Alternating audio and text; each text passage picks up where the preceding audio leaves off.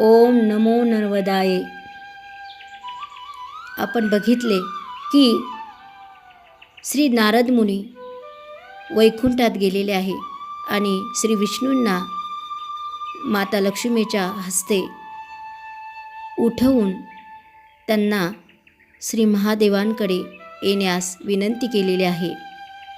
तेव्हा श्री विष्णू महादेवांकडे आलेले आहे आणि सांगितले की आपले कार्य जरूर सिद्धीस जाईल.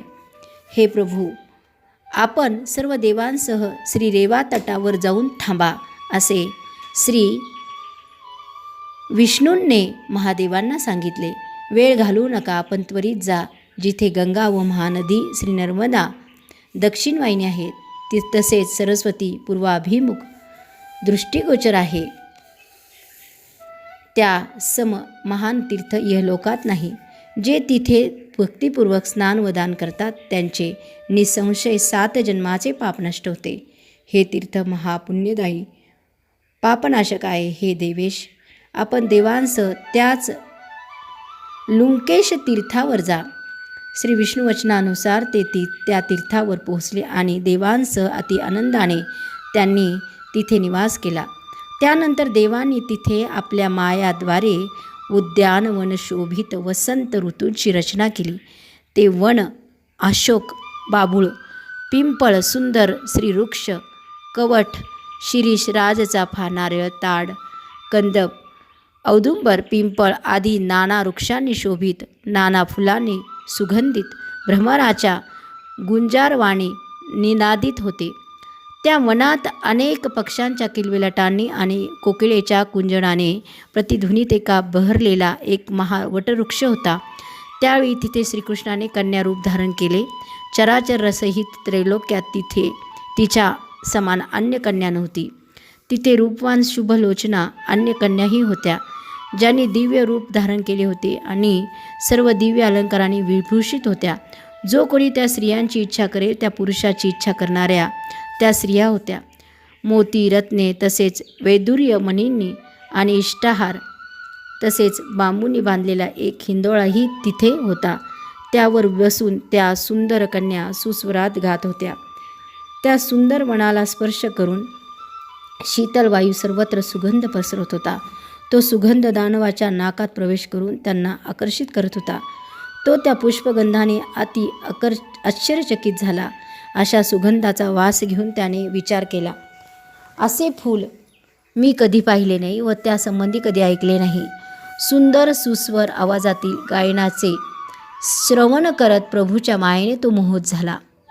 ज्या प्रकारे व्याधांच्या कपटामुळे लावलेल्या जाळ्यात हरणे फसतात, हे राजा त्या प्रकारे कालपृष्ठ दानव श्रीकृष्णाच्या जाळ्यात फसला. त्या कन्येला पाहून तो दैत्य मूर्छित होऊन पडला. त्या अवस्थेतही त्याने वटवृक्षाच्या खाली कन्येला पाहिले. तिचे प्रकाशमान मुख पाहून तो पुन्हा वसनेने पीडित झाला.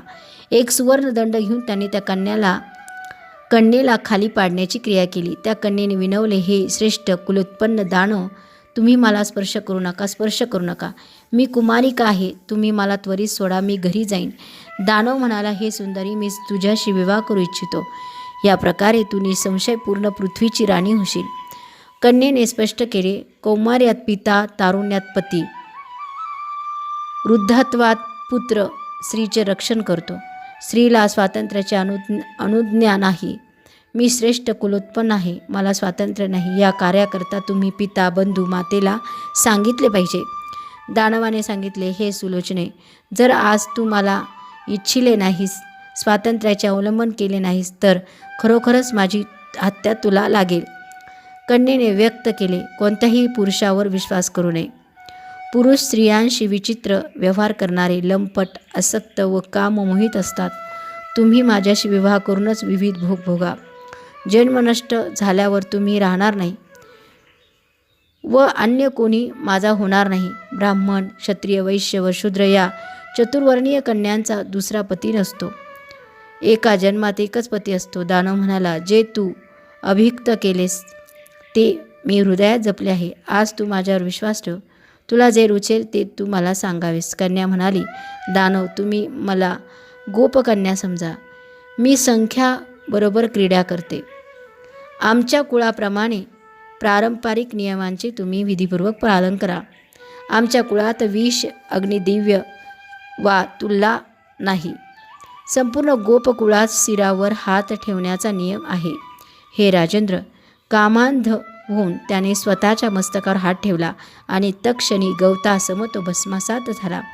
सर्व देवांनी श्री विष्णूंवर सुंदर पुष्पवृष्टी केली. निर्भय व दुःखरहित होऊन सर्व देव आनंदाने स्वस्थानी गेले. कालपृष्ठ मृत्यू पावल्यावर श्री केशव क्षीरसागरी गेले. दानवांचे ही चरित्र भक्तिभावाने श्रवण करणारा श्री शंकराच्या वचनानुसार नित्य विजयी होतो.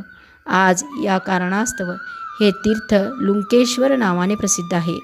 लपवलेले संपूर्ण पाप या तीर्थावर केवळ स्नानामुळे म्हणजेच फक्त स्नान आंघोळ केल्यामुळे नष्ट होते.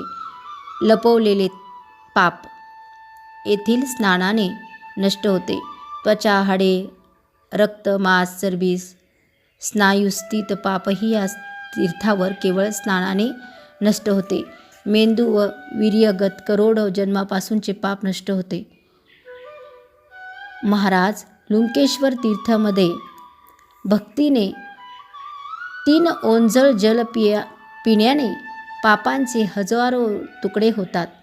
विशेषतः चतुर्थी व अष्टमीला उपवास करून जो पितृगणांच्या उद्धारार्थ इथे पिंडदान करतो, हे पांडुपुत्र, त्याने समजा नरकात पडलेल्या सर्व पितरांचा उद्धार केला. वेद प्रारंगत विद्वान ब्राह्मणांना श्रद्धापूर्वक इथे एक कवडी जरी दिली तरी कुरुक्षेत्र आदी दानाचे फळ प्राप्त होते, अन्यथा नाही, असे भगवान श्री शंकर सांगतात. हे स्पर्शलिंग श्री शंकर निर्मित आहे. यांच्या केवळ स्पर्शाने मनुष्य रुद्र लोकात निवास करतो. त्याला कुरुक्षेत्रादी दानाचे फळ मिळते. या कारणास्तव गणराज यांचे लोकपाल रक्षक आहेत व चतुर्भुज मंगलमय श्री दुर्गासुद्धा रक्षणार्थ नियुक्त केले आहे.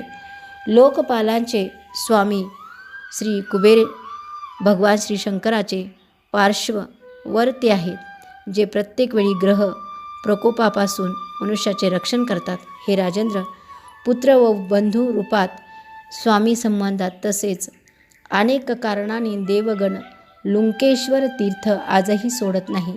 हा श्री स्कंद पुराणातील रेवाखंडाच्या पूर्व भागातील लुंकेश्वर तीर्थ महात्म्य वर्णन नावाचा 67वा अध्याय येथे मा नर्मदेच्या चरणी अर्पण.